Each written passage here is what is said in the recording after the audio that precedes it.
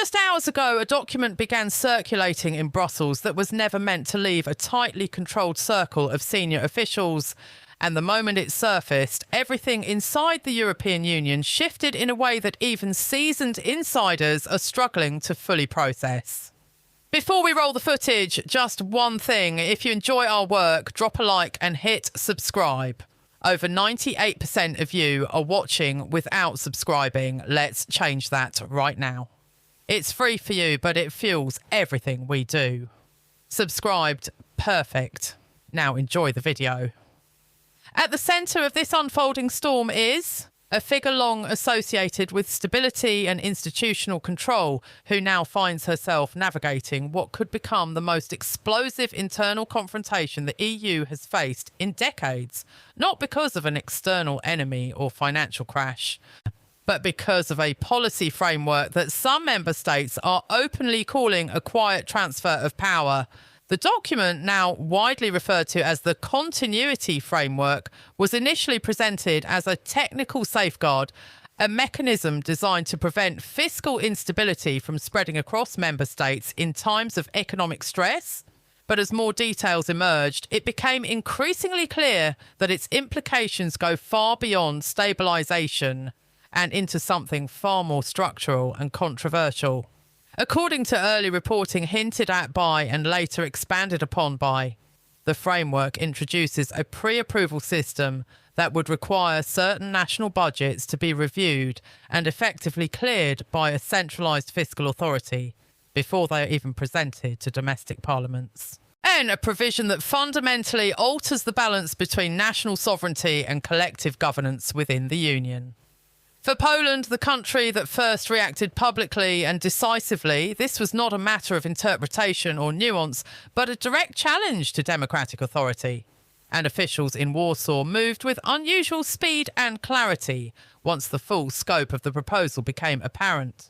Sources familiar with the initial briefing describe a moment of quiet but unmistakable tension as the Polish delegation absorbed the details and recognised what was being proposed, not as a cooperative adjustment, but as a structural shift that would place national decision-making under external oversight in a way that has never been formalised at this level before.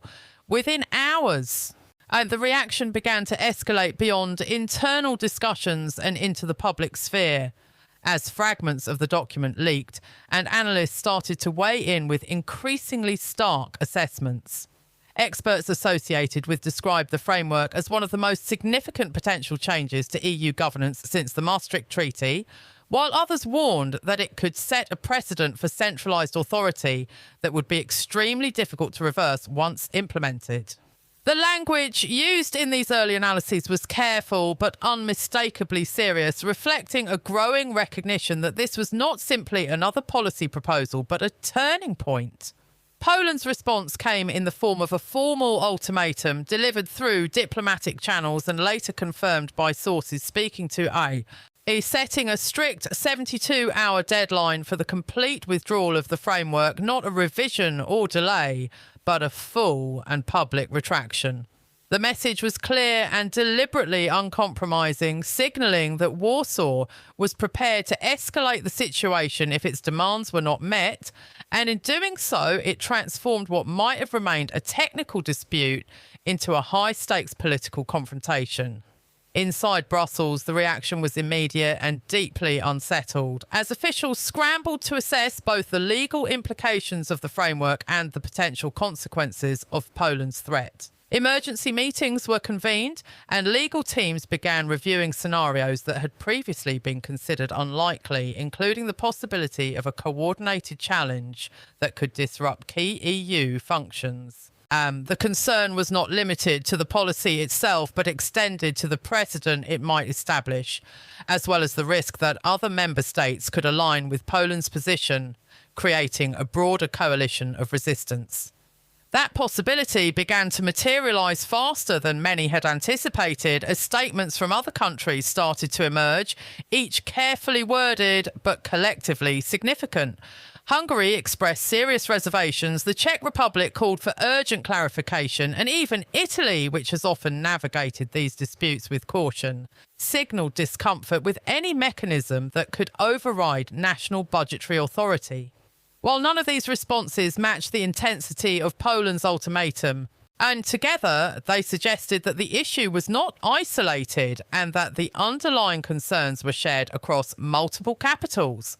At the same time, financial markets began to react, reflecting a level of unease that went beyond political rhetoric and into measurable economic impact. The euro experienced a noticeable decline, and bond spreads in several member states widened, indicating that investors were reassessing the stability of the EU's institutional framework in light of the unfolding situation. Analysts noted that the reaction was not driven by panic but by uncertainty, a recognition that the rules governing the union could be entering a period of rapid and unpredictable change. Compounding the situation was the emergence of a second document, an internal memo that was never intended for public release but quickly became central to the narrative once it surfaced.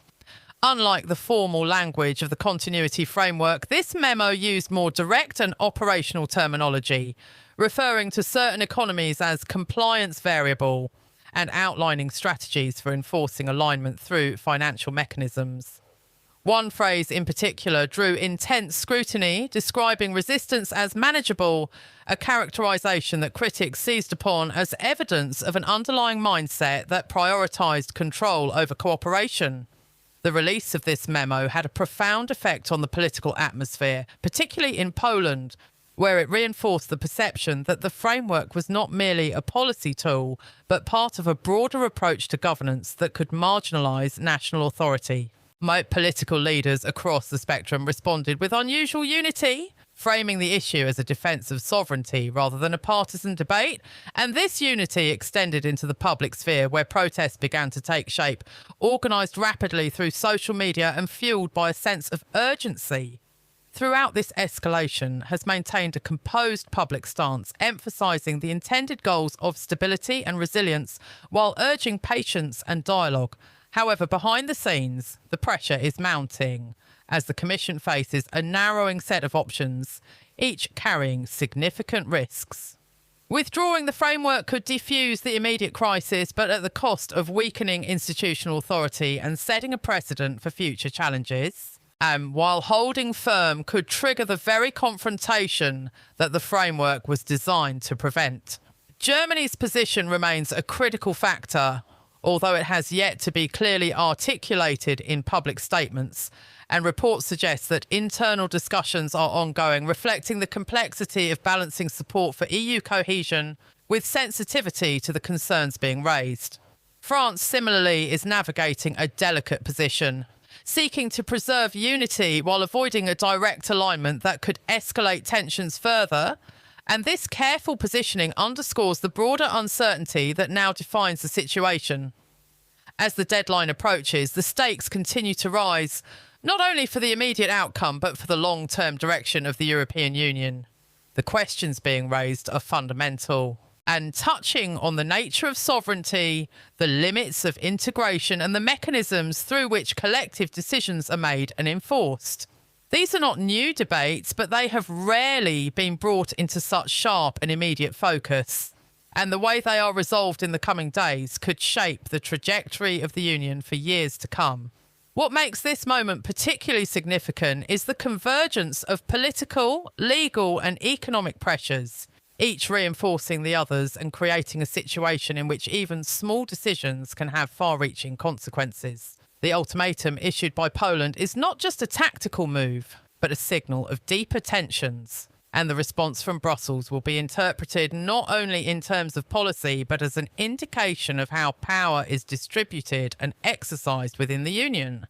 So as observers around the world watch closely, the implications extend beyond Europe, influencing perceptions of stability, governance, and the viability of large-scale political integration in an increasingly complex global environment. The outcome of this crisis will not simply resolve a single dispute, but will contribute to a broader narrative about the future of cooperation between nations, particularly in regions where similar questions are being debated. With time running out and no clear resolution in sight, the situation remains fluid and highly unpredictable, and the next moves from both Poland and the European Commission will be critical in determining whether this confrontation leads to compromise, escalation, or a fundamental redefinition of the EU structure. And the silence from key players is becoming as significant as their statements, and every signal, whether public or private, is being analysed for clues about what comes next. As the clock continues to count down, the central questions remain unresolved and increasingly urgent. Will the European Union adapt to address these concerns while preserving its core principles? Or will this moment mark the beginning of a deeper fragmentation that challenges the very foundations of the project? And if this framework is withdrawn, what replaces it, and how will trust be rebuilt among member states that now see each other in a very different light? Whatever the outcome, one thing is certain: this is no longer a routine policy debate, and the decisions made in the coming hours will resonate far beyond Brussels and are shaping not only the future of the European Union, but the broader landscape of global governance in ways that are only just beginning to become visible.